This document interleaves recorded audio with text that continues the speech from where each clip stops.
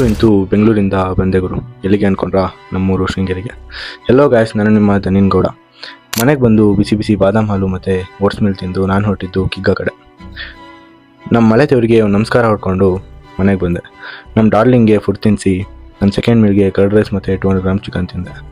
ಹಾಗೆ ಸಂಜೆ ಒಂದು ಆ್ಯಂಟಿಕ್ ಪೀಸ್ ನೋಡಿದೆ. ಯಾವುದು ಅಂತೀರಾ? HD type.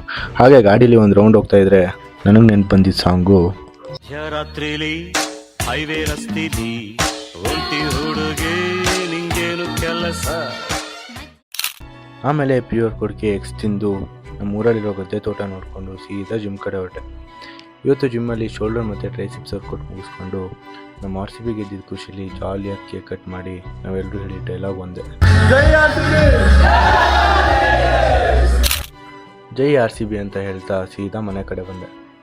ಮನೆಗೆ ಎಂಟ್ರಿ ಕೊಡ್ತಿದ್ದಂಗೆ ರಾಕಿನ ಮಾತಾಡಿಸ್ಕೊಂಡು 4th ಮೇಲ್ಗೆ ಅಮ್ಮ ಮಾಡಿದ ಬಿಸಿ ಬಿಸಿ ಚಿಕನ್ ಜೊತೆ ರೈಸ್ ತಿಂದು ಶಿಸ್ತಾಗಿ ಹೋಗಿ ಬಿದ್ಕೊಂಡೆ.